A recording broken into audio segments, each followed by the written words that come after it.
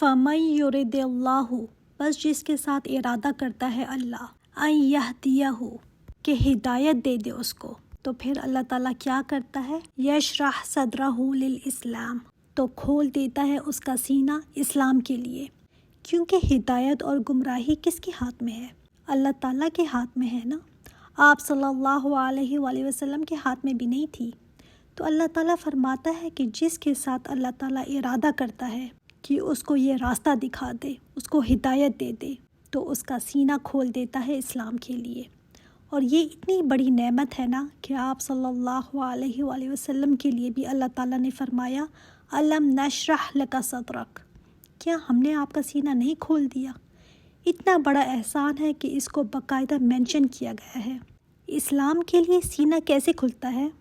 جب سینہ اسلام کے لیے کھلتا ہے تو اسلام کے احکامات کو قبول کرنے لگتا ہے، اس کا دل مطمئن ہو جاتا ہے، اس کو لگتا ہے ہاں یہی تو بات ہے، بالکل یہی رائٹ وے ہے، یہی ہے، اسی میں اس کو بھلائی نظر آنے لگتی ہے، اچھا لگنے لگتا ہے اس کو۔ یہی بات جو دوسروں کو نظر نہیں آتی، وہ کہتے ہیں لو یہ کیا بات ہوئی، اس میں تو کوئی سینس نہیں ہے، ایسے احکامات کیوں دیے گئے، اور اس کو اس کے ساتھ مطابقت نظر آنے لگتی ہے، وہ کہتے ہیں بالکل ایگزیکٹ یہی ہونا چاہیے تھا۔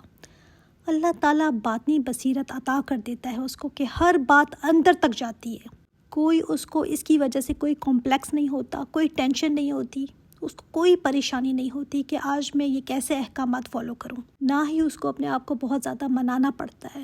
تو یہ ہے سینے کا کھل جانا۔ ایک حدیث سے بھی ہمیں پتہ چلتا ہے کہ عبداللہ بن مسعود نقل کرتے ہیں کہ جب یہ آیت نازل ہوئی تو صحابہ کرام نے آپ صلی اللہ علیہ وآلہ وسلم سے پوچھا کہ شرح صدر کیا ہے، یعنی سینہ اسلام کے لیے کھل جانے کا کیا مطلب ہے؟ تو آپ صلی اللہ علیہ وآلہ وسلم نے فرمایا کہ اللہ تعالیٰ مومن کے دل میں ایک روشنی ڈال دیتا ہے جس سے اس کا دل حق بات کو دیکھنے، سمجھنے اور قبول کرنے کے لیے کھل جاتا ہے، یعنی حق نظر بھی آنے لگتا ہے اور سمجھ بھی آتا ہے کہ ہاں یہی حق ہے، اور انسان اس کو اچھی طرح ایکسیپٹ بھی کر لیتا ہے، کیونکہ کبھی کبھی انسان دیکھ بھی لیتا ہے، بات بھی سمجھ آ جاتی ہے، لیکن دل کہتا ہے نہیں، ایکسیپٹ نہیں ہوتا مجھ سے، تو قبول کرنے کے لیے بھی اس کا سینہ کھل جاتا ہے، اسے وحشت نہیں ہوتی، الجھن نہیں ہوتی کہ کیا یہ تو پرانے زمانے کی باتیں ہیں۔ تو صحابہ نے عرض کیا کیا اس کی کوئی علامت ہے جس سے وہ شخص پہچانا جائے جسے شرح صدر ملا ہو؟ سبحان اللہ، الحمدللہ کہ انہوں نے یہ بات پوچھ لی، ورنہ ہم کیسے جان سکتے کہ ہمارا شرح صدر ہوا ہے کہ نہیں، پتہ نہیں میرا سینہ کھلا بھی ہے کہ نہیں، کیسے پتہ چلے؟ اب یہ جو علامتیں میں بتا رہی ہوں اسے غور سے سنیں، اس کے اوپر رکھ کر خود کو چیک کریں، دل چاہتا ہے نا کہ میں بھی جانوں کہ میرا شرح صدر ہوا ہے کہ نہیں۔ اس میں نمبر 1 علامت یہ ہے کہ انسان کی ساری رغبت آخرت اور اس کی نعمتوں کی طرف ہو جاتی ہے، یعنی ساری رغبت کیا؟ جنت کی طرف ہو جاتی ہے، جنت کا گھر دارالآخرہ اس کی پرائیورٹی بن جاتا ہے۔ ایسا ہوا ہے آپ کے ساتھ کہ جنت کے گھر کا خیال رہے آپ کو؟ دن میں اپنی مصروفیات میں دیکھیں کہ یہاں کے گھر کو زیادہ سنوارنے کی، اس کو خوبصورت کرنے کی سوچ زیادہ رہتی ہے، یا دارالخلود جو ہے ہمیشگی کا گھر، اس کی فکر رہتی ہے کہ میں ایسا کیا بھیجوں کہ وہ سنور جائے، کیا اس کی قیمت میں نے جوڑ لی ہے یا نہیں؟ جیسے یہاں پر بھی ہم کمیٹی ڈالتے ہیں نا، تھوڑے تھوڑے پیسے جوڑ کر کے کوئی بڑی چیز لینی ہے تو یہاں کے لیے تو ہم کرتے ہی ہیں، کیا میں نے جنت کے گھر کے لیے ایسی رقم جوڑنی شروع کر دی ہے؟ کیونکہ وہاں کی کرنسی تو اعمال ہے، یہاں پر جتنی بھی اچھی لوکیشن ہوگی نا، جتنا بڑا حسین خوبصورت گھر ہوگا اتنی بڑی رقم بھی ہوگی۔ تو جنت میں سبحان اللہ، آپ صلی اللہ علیہ وآلہ وسلم نے فرمایا جنت میں کوڑا رکھنے کی جگہ بھی دنیا اور جو کچھ دنیا میں ہے اس سے زیادہ بڑھ کر ہے۔ اتنی سی جگہ کوڑا رکھنے کی کتنی جگہ لیتا ہوگا؟ 2-3 فٹ، یہ بھی جو دنیا میں ہے اور جتنا دنیا میں ہے اس سے بہتر ہے۔ تو جنت جو اتنی قیمتی ہے کیا مفت مل جانی ہے؟ کیا اس کے لیے میں نے قیمت جوڑنا شروع کر دی ہے؟ تو دارالخلود اس کی نمبر 1 پرائیورٹی بن جاتا ہے۔ یہ ہے سینہ کھلنے کی فرسٹ نشانی، کہ بھاگ دوڑ اس کی اس طرف ہو جاتی ہے کہ کسی طرح میری آخرت بن جائے۔ نمبر 2، جو دنیا ہے نا دھوکے کا گھر، اس سے دل اٹھنے لگتا ہے۔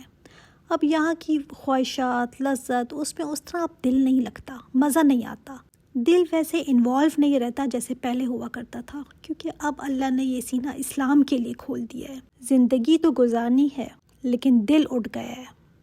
پھر نمبر 3، موت سے پہلے موت کی تیاری۔ یہ نہیں کہ قبر کی زمین میں نے پہلے سے خرید لی ہے، کفن بھی لے کر رکھ لیا ہے تو یہ ہو گئی میری موت کی تیاری۔ نہیں، موت کی تیاری یہ ہے کہ انسان موت کے آنے سے پہلے اپنے اعمال درست کر لے، موت کے دن کا انتظار نہ کرے کہ جب بوڑھے ہوں گے تو توبہ کر لیں گے۔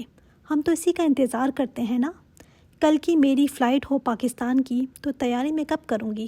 جب ایئرپورٹ جانے کا ٹائم ہو جائے گا۔ تیاری تو ہم مہینوں پہلے سے کرتے ہیں نا، شاپنگ مہینوں پہلے سے شروع کر دیتے ہیں، اور وہاں جو جانا ہے جس جگہ سے پھر کوئی واپسی نہیں ہے، کیا اس کی تیاری اس دن شروع کریں گے جس دن جانے کا ٹائم ہو جائے گا؟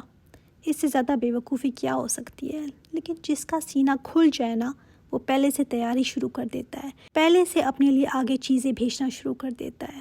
اور جبکہ دوسرے کیا کرتے ہیں کہ کوئی مر جائے نا تو کہتے ہیں لوگوں پڑھ کر کچھ بھیجو اس کے لیے۔ زندگی میں تو خود اپنے لیے اس نے کچھ بھیجا نہیں، تو اپنی موت سے پہلے یہ موت کی تیاری کر کے رکھتے ہیں۔